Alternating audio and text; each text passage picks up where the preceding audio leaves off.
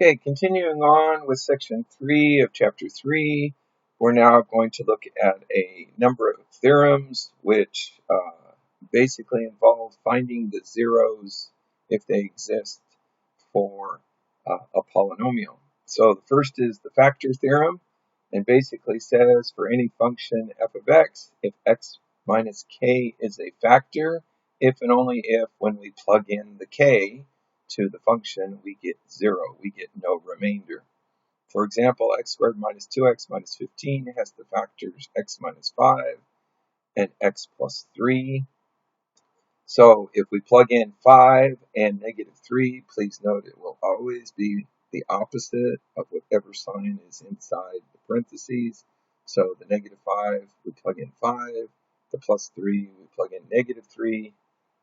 Because essentially what we did was we said x minus 5 equals 0, therefore x would equal the 5. Then those are factors. Then we have what's called a rational zeros theorem. Basically says if POQ is a rational number means that it's either written as a whole number or a fraction of whole numbers.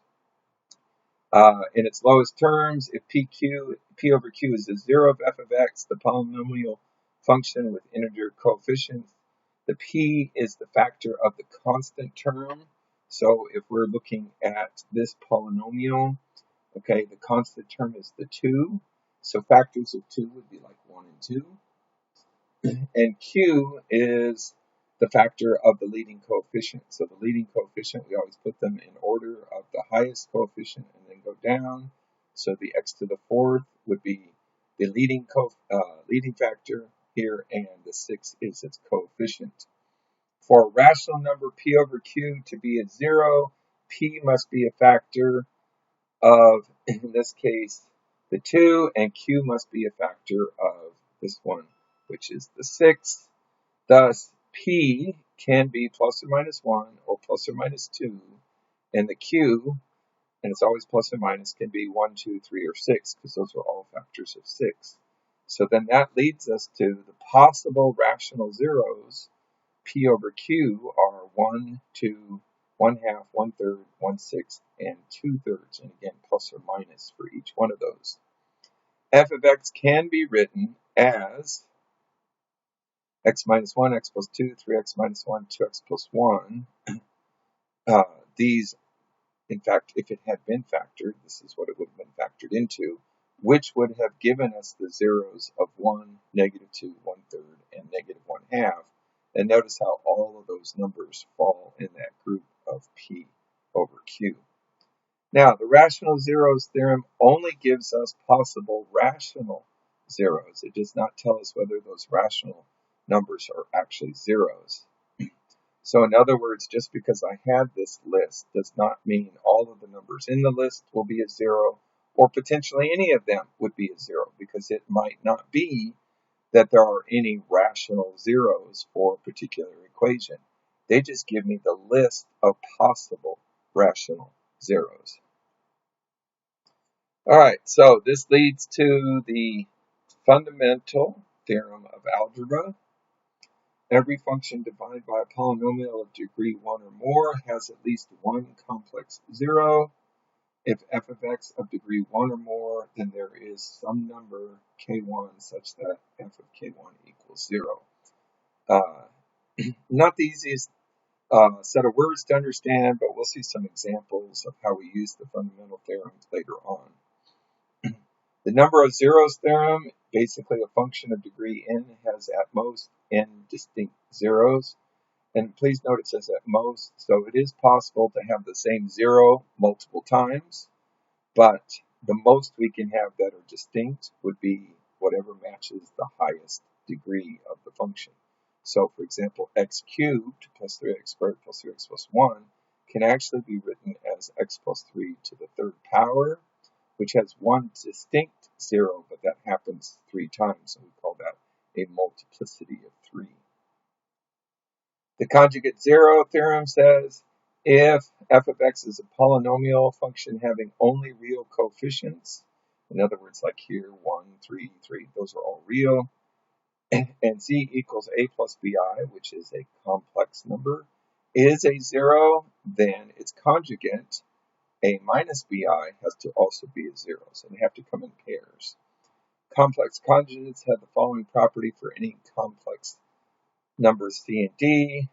The c plus d with the line that's for the conjugate of it equals c plus d, the conjugate's here, and so those are its properties. We have Discarci's rule of signs,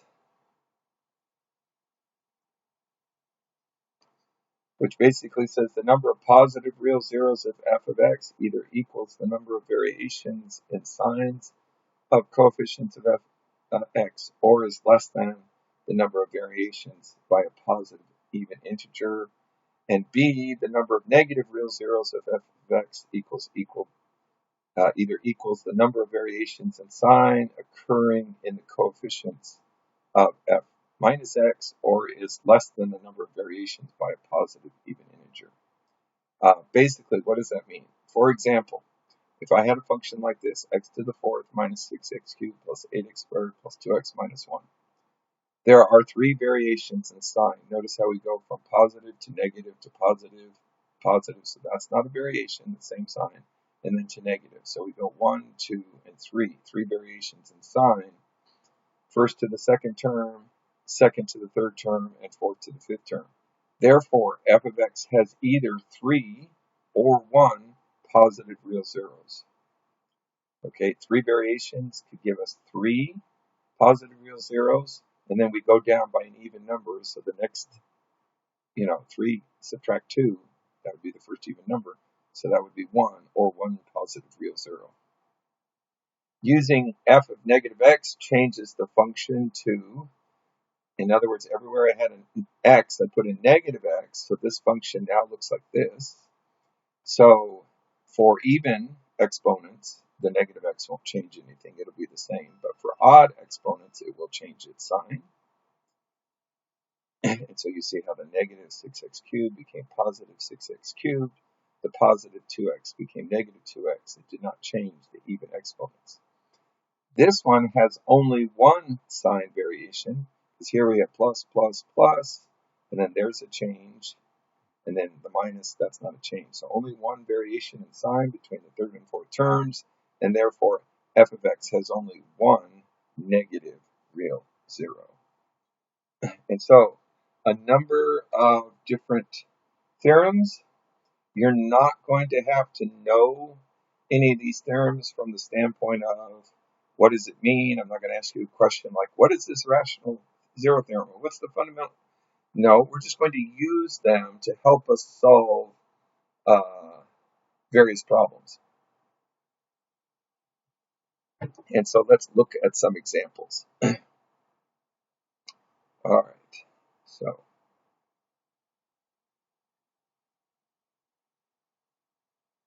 first off, use synthetic or long division to decide whether the second polynomial is a factor of the first. Okay, so here's my first one, x cubed plus 6x squared minus 2x minus 7. We want to know if x plus 1 is a factor of that. And basically, it's going to be, is the remainder 0 or not? If the remainder is 0, then it is a factor. If the remainder is not 0, then it's not a factor. So, x plus 1 into x cubed plus 6x squared, subtract 2x, subtract 7. I don't need to add any extra terms because all the different exponents are there. 3, 2, 1, 0. So this will start off with, I need an x squared. This x squared times x will give me my x cubed. X squared times the 1 will give me an x squared.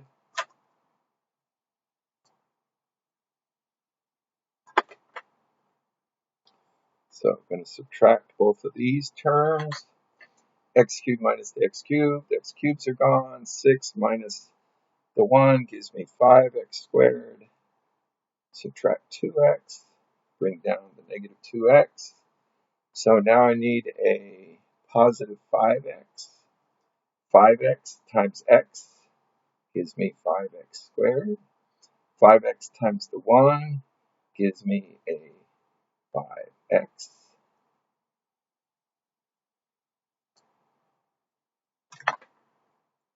So now I'm subtracting these two. So 5x squared, subtract 5x squared, they're gone. Negative 2x, subtract 5x gives me a negative 7x. Subtract the 7. And now I need a negative 7x, a negative 7, 7 times x to give me my negative 7x. Negative 7 times the 1 gives me that. And of course, again, I'm subtracting. And this is why I like to use a little set of parentheses. So I don't forget I'm subtracting everything. So negative 7x, basically plus the 7x, they're gone. Negative 7 plus the 7, they're gone. I'm left with 0. So since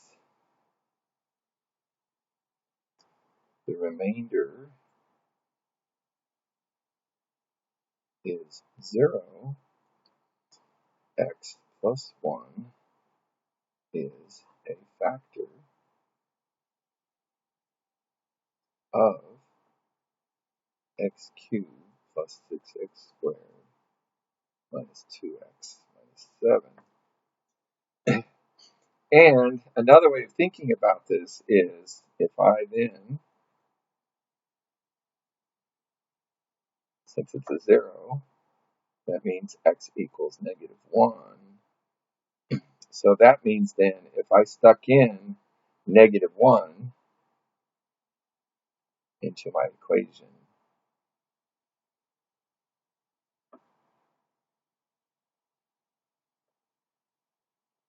that will equal 0. And we can see this will give me a negative 1. This will give me a plus 6. This will give me a plus 2. 6 and 2 is 8. Negative 1, negative 7, that's negative 8. 8 minus 8. We in fact do get our 0. All right. Continuing on.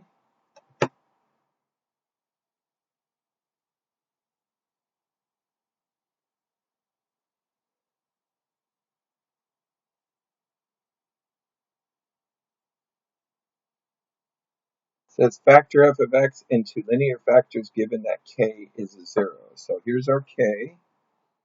K equals 1. So in other words, if I plugged in 1 for x, I'm going to get 0. Now, if k equals 1 is a 0, then that means x minus 1 equals 0. Because again, basically, I'm just saying x equals 1, so therefore move the 1, x minus 1 equals 0. So there's my factor, x minus 1. So now I can do x minus 1 into 2x cubed minus 3x squared, subtract 5x plus 6.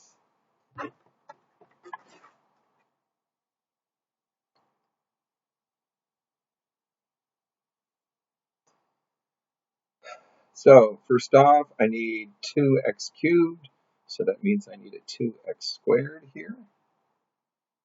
So 2x squared times x gives me 2x cubed. 2x squared times the negative 1 gives me negative 2x squared. So we're going to subtract these. 2x cubed, subtract 2x cubed, they're gone. Negative 3 plus a 2 is going to give me a negative x squared. Bring down the 5x. So now I need a negative x. Negative x times x will give me my negative x squared. Negative x times negative 1 will give me a plus x.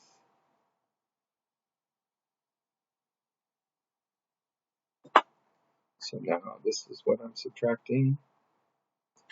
So again, x squared plus an x squared, they're gone, negative 5x. Subtract an x, that's negative 6x. Bring down the plus 6. So now I'm going to have a negative 6. So negative 6 times x gives me negative 6x.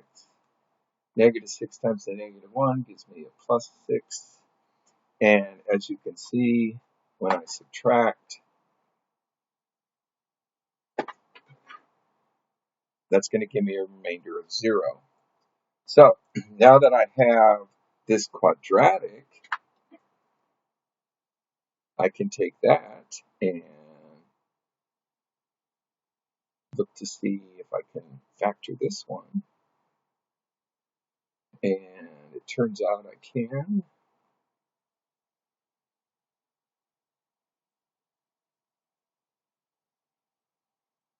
Again, factoring is doing the opposite of FOIL.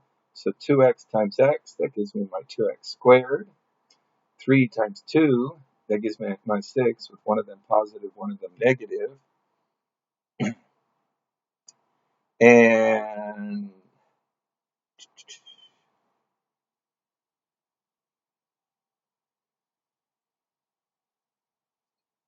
actually, this should be, yeah, I think that'll work. So in this case, 2 times the 2, that's 4, but it's negative 4. Inside I have positive 3, negative 4 plus 3, that gives me my negative x in the middle.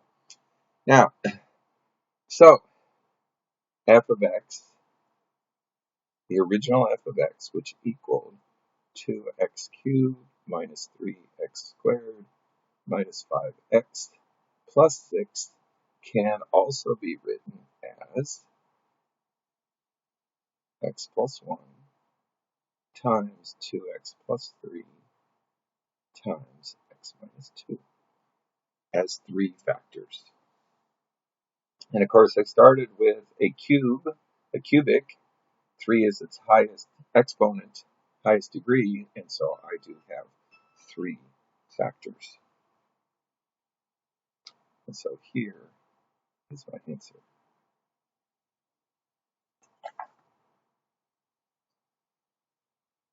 All right, in the next one, for this polynomial, 1, 0 is given, find all the other zeros. So the only one that's given is the 1, but again, this is very similar to up above, since 1 is a 0, that means that x minus 1 equals 0, because all I'm doing now is just saying basically that's x equals 1. So in other words, I went like this: x equals 1 to x minus 1 equals 0, but that means then that x minus 1 is a factor.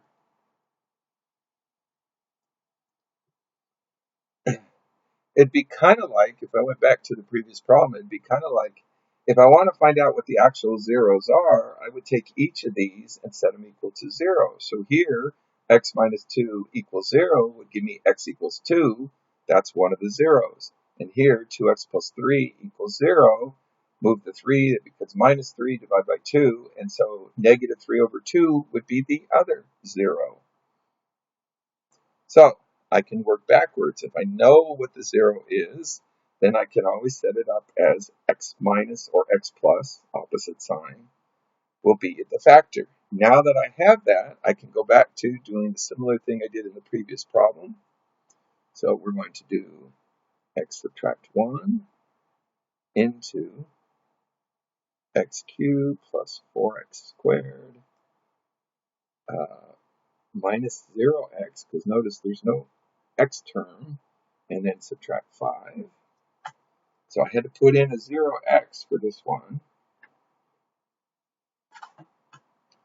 So I'm going to start off with x squared, because x squared times x will give me x cubed, and then that gives me minus x squared.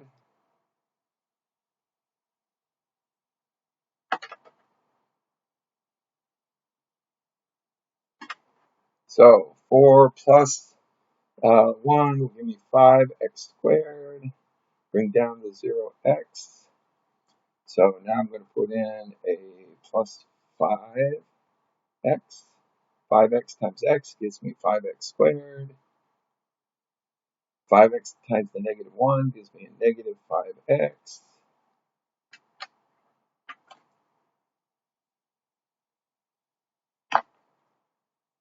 So going to subtract that. The 5x squared, 0 on. Negative, negative makes it a positive 5x. Bring down the minus 5. And so now I need a plus 5. Because 5 times x will give me 5x. 5 times the negative 1 will give me negative 5. Again, notice how those match. So that when I subtract, I'm going to get 0. Now, I can take, just like I did in problem 1, x squared plus 5x plus 5 equals 0. Now, in this case, I know that's not going to be factorable because the only numbers that give me a 5 are 1 and 5, and 1 and 5 are not going to give me 5. Plus everybody's positive, so 1 plus 5 would give me 6. So that's not factorable, but I can always use the quadratic formula.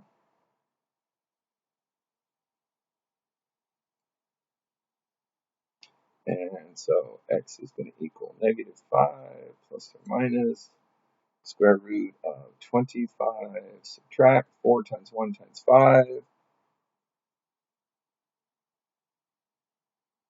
4ac. That, of course, is going to give me 20. And then the whole thing is going to be over 2 times 1 or 2. 25 minus 20 is 5.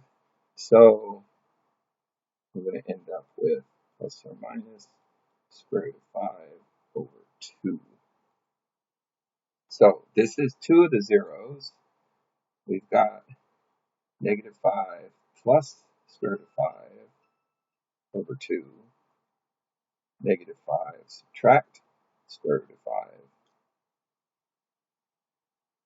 over 2. And then the original x is 1. So there are 3 zeros. Again, 3 zeros. And here are 2 of them. And then we started with the 1.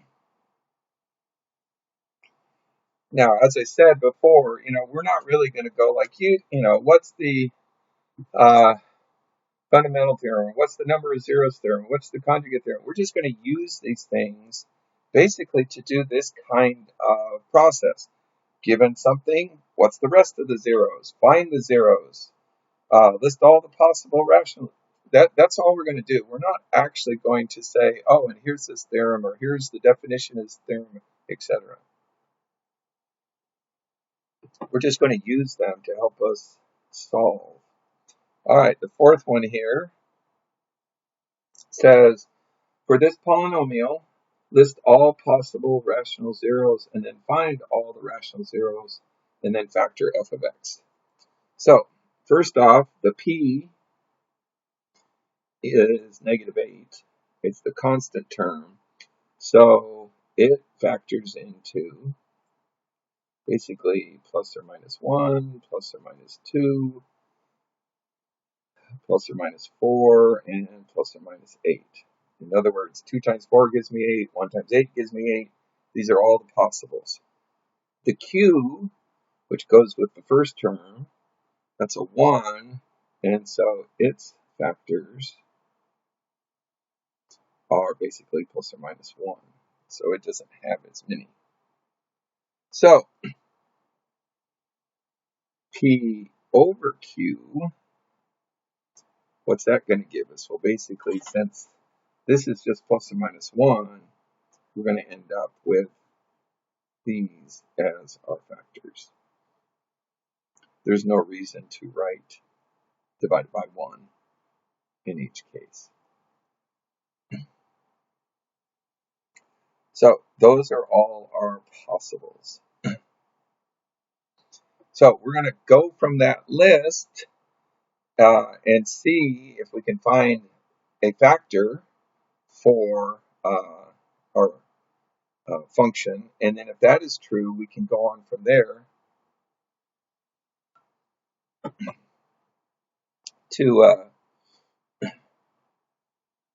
find the other factors. Now, numbers like 1 or -1 are really easy to check because, for instance, let's say I make x is 1. So that's going to be 1. That's going to be 5. That's going to be 2 more. So that's 1 and 5 and 2. That's 8. 8 minus 8, that's a 0. So one of my factors, one of my solutions, zeros, is 1. And again, I got that just by plugging it in. 1 and 5, because 1 cubed is 1. 1 squared is 1. X is 1. So 1 and 5 and 2, that's 8. 8 minus 8, I have one of my zeros. So it was really quick just to try that from this list. Now, if that's true, then that leads to x minus 1 is a factor.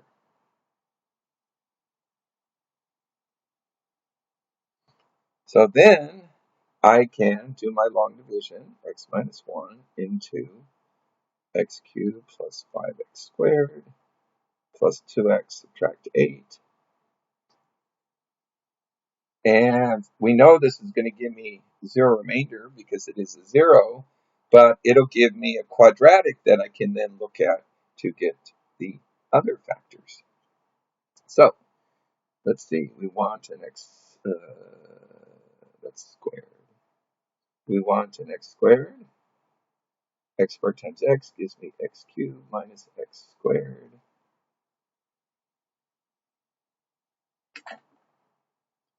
We're going to subtract that. X cubed minus x cubed, they're gone. 5 plus 1 gives me 6 plus 2x, bringing that down. So now I need a plus 6x. 6x times x gives me 6x squared. 6 so that's a minus 6x there. And subtracting that one, the 6x squared are gone. I have 2 plus 6, so that's going to give me 8x subtract 8, which basically now I'm going to have a plus 8. 8 times x will give me the 8x. 8 times the minus 1 will give me the minus 8, and so that will be gone. Now I can take the x squared plus 6x plus 8 equal 0. This one actually factors x plus 4 and x plus 2 equals 0. X times x gives me the x squared. 4x and 2x give me the 6x. 4 times 2 gives me the 8. So my zeros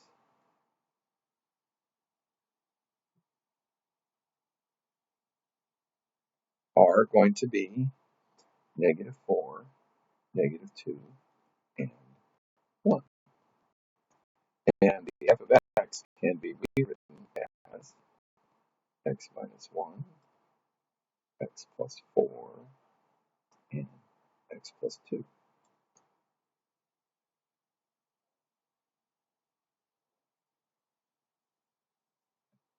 And so there I use the theorem of the p's over the q's to take me part way, and then once I had it in form of a quadratic, I can get the rest of it pretty easily.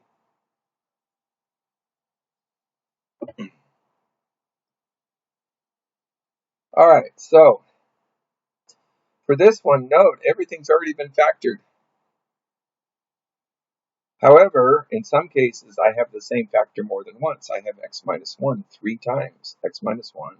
In other words, I could have written this out as x minus 1, x minus 1, x minus 1, then an x plus 1, then an x plus 1, and then finally the x squared minus 10 at the end.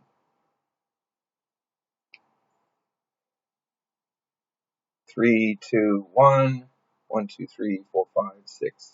So, a little bit easier to write it that way. However, what this tells me is, first off, the zeros are, first off, x equals 1, but it's 3 times. Each one of those will give me an x equals 1, so this has a multiplicity of 3. And then here, x equals negative 1. Again, I'm just setting them to 0, so x minus 1 equals 0 becomes x equals 1. X plus 1 equals 0 becomes x equals negative 1. But there are 2 of those, so that's multiplicity of 2. And then for the last one, x squared minus 10 equals 0 becomes x squared equals 10 becomes x equals plus or minus square root of 10. And each one of those is a multiplicity of 1. But there are all of my zeros. Okay, problem 6 here. Find the polynomial function of degree 3 with real coefficients that satisfies these conditions. Okay, so basically, these are my zeros, so the 2 means that x minus 2 is a factor. The negative 3 means that x plus 3 is a factor. And the 5 means that x minus 5 is a factor. So my f of x is basically going to be a times x minus 2, x plus 3, x minus 5.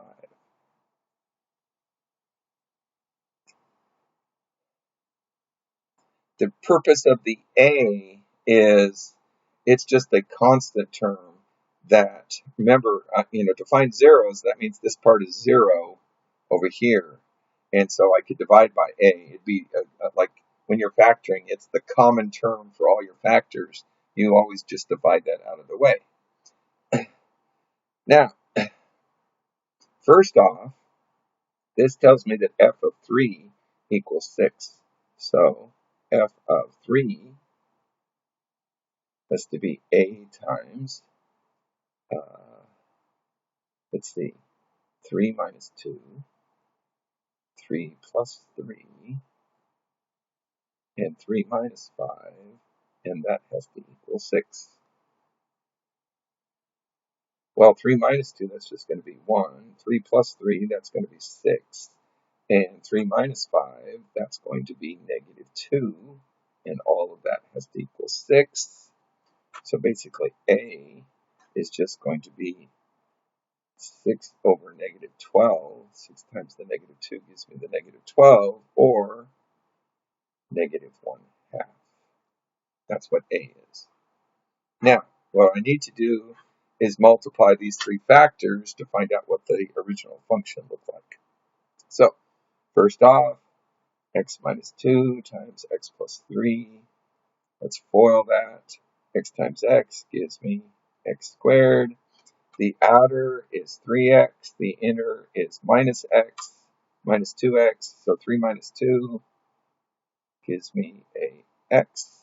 And then negative 2 times the 3 is negative 6. And now we're going to bring in the next term, x minus 5.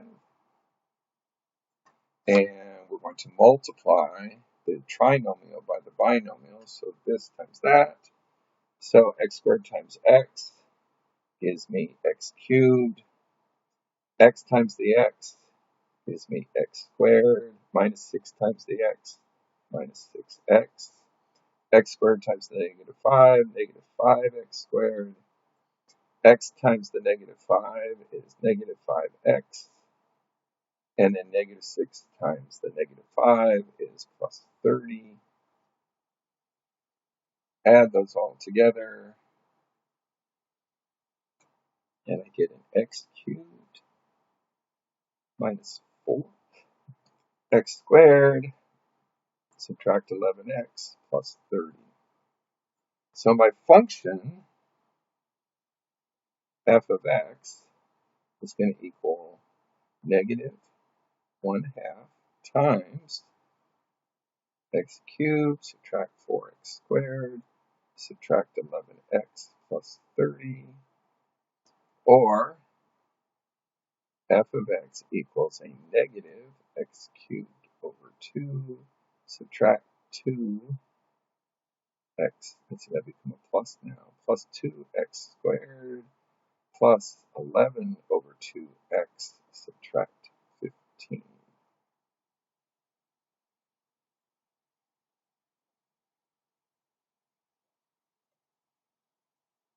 And so there is that one. All right, I know this set has been long, but there's really a lot of different kinds of problems, and so we want to make sure at least have an example or two of each. So now I have find the polynomial function f of x of at least degree having only real coefficients and zeros as given. So here are my zeros, 0, negative I, and 2 plus I. Now, these are the zeros, but they have to include zeros of I and 2 minus I, because you have to include the pairs, the conjugates. So minus I means I have to have a plus I, and 2 plus I means I have to have a 2 minus I. So, and again, these are complex conjugates. So my f of x then, well, the first one, that's just x. X equals 0, so x. And then I have to have an x plus I, an x minus I, an x plus 2 plus I, and an x minus. Oh, these are both minus, sorry. Every one has minus, minus, minus, minus, and then this one is 2 minus I. So x plus I, because that was a negative, x minus I, because that was a positive, and then in this case, x subtract the 2 plus I, x subtract the 2 minus I. Now, doing the multiplication, still got the x, but notice x plus I and x minus I is the same thing as difference of two squares, and so that's just going to be like that. Likewise, I can go ahead and factor these two pieces, or excuse me, FOIL these two pieces, and so I'm going to end up with x times x. It's an x squared, and then in the middle here I have 2 plus I and a 2 minus. Let's see, so I'm going to have x times 2 plus I, but it's got a minus, and then another x times a 2 minus I, and so I'm going to end up with the middle portion being 4x and plus 4, and then I'm also going to have a minus I squared for these guys. So again, it's just looking at it as a kind of difference of two squares. I know I'm not writing down every step just for the sake of room, but you can go ahead and do so. Double check yourself. Now, remember that an I squared is -1, so subtracting I squared would be x plus 1. And then over here, putting all of that together, I'm going to end up with x squared minus 4x plus 5.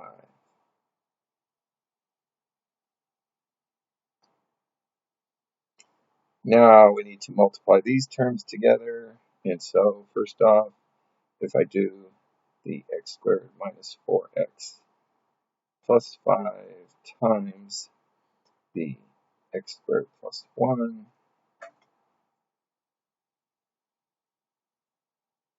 so x squared times x squared give me x to the 4th, x squared times, or 4x times x squared give me minus 4x cubed plus 5x squared. And then everybody times the 1, so that's going to give me x squared and then minus 4x plus 5.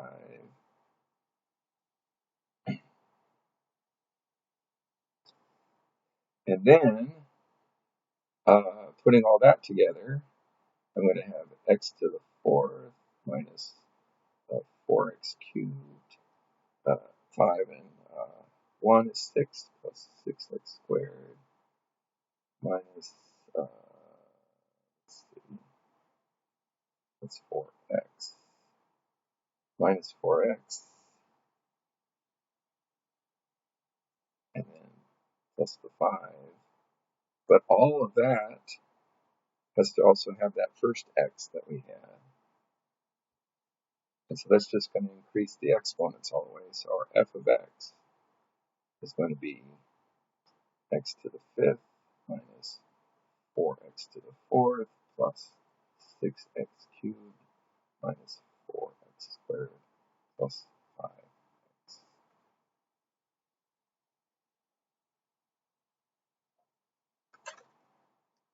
And so there is a function with the least degree possible, 5.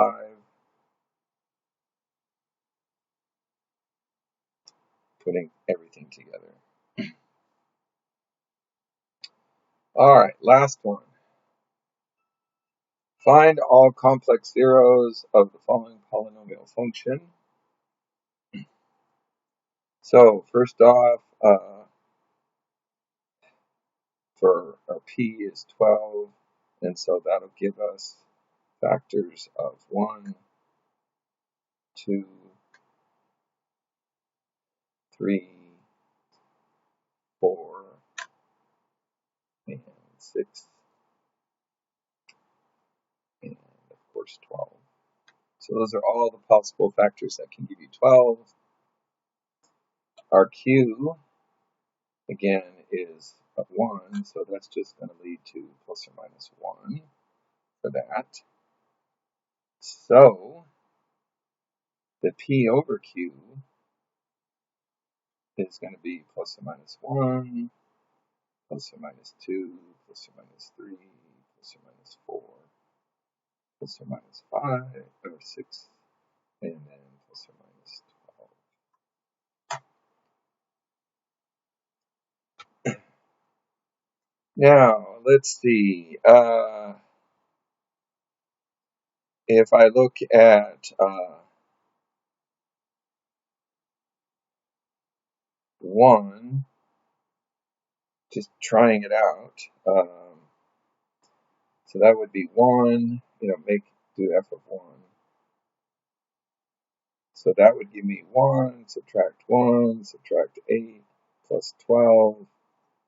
That does not equal 0. So 1 is not a factor.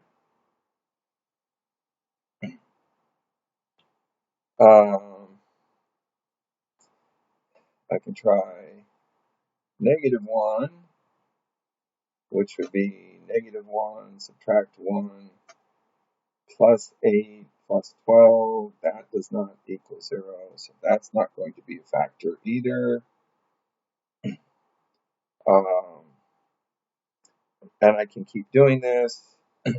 However, let's jump a little bit and go to minus 3 and minus 3 cubed would be negative 27, and then squared would be minus 9, and then 8 times 3 is negative 3, so that's plus 24, and then plus 12. 27 and 9 is negative 36, so this one does equal 0, so x plus 3 is a factor.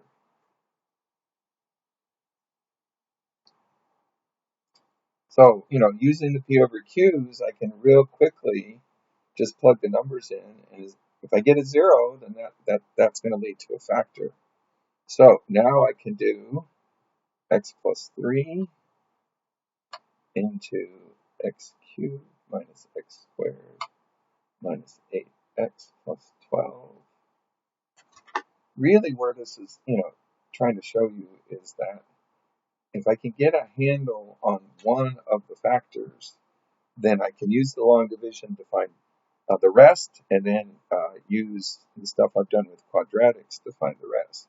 So we need an x squared, so give me x cubed plus 3x squared.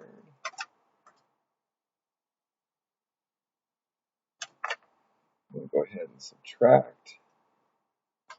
And so negative x squared, subtract 3 more.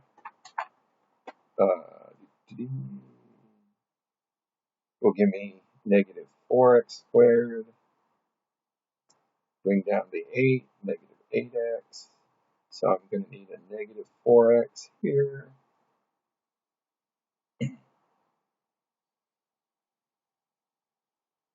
And so now I can, go negative 4x squared, subtract 12x.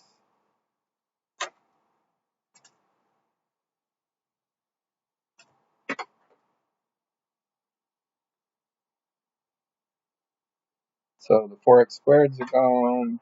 Negative 8 plus 12 is a 4x plus 12. So now I'm going to do a plus 4. So that'll give me 4x plus 12, which of course when I subtract,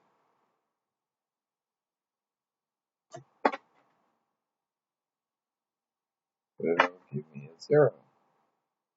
So now I can take the x squared, subtract 4x plus 4 equals 0. This factors into x minus 2 and x minus 2. And so my zeros were 2, 2, and negative 3.